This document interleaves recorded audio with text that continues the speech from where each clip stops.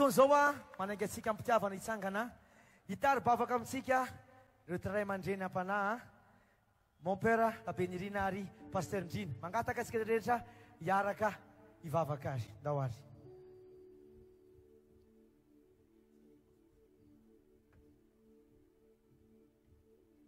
voreto isika amin'ny anarany ray sy ny zanaka sy ny fanahy masina ho azy tompony niterasy laza ho anao Jesoa ny voninahitra mandrakizay fa ianao no hery ny tany razanay ary hery ny firenena rehetra ho anao Andriamanitra ny dera sy fankasitrahana ary fisaorana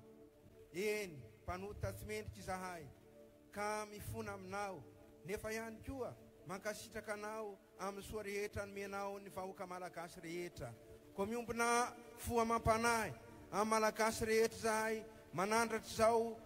ansa-piderana takariva izao ho voninahitry ny anaranao sy ho fangatahanay ny fahasoavana ilain'ny firenena manontolo ary ilain'ny vahoaka malagasy tsirairay avy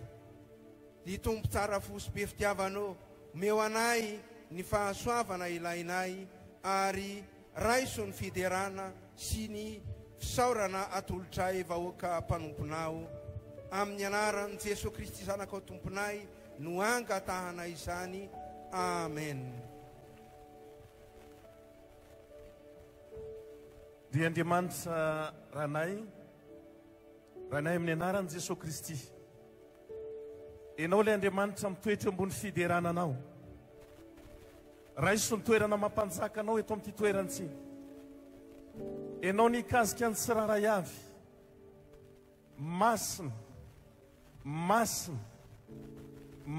ianao Andriamanitra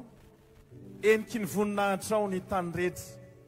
eniky ny voninahitra ao ity kianjan'ny Baria ity enao ny hiasa mahery ny tananao ny tsotra eto amin'ity toerana ity hikazika ny tsiraray avy amin'ny anaranao Jesosy Kristy no ametrahanay feno ny fotoana rehetra izay ho tanterahana eto hitondra fahasoavana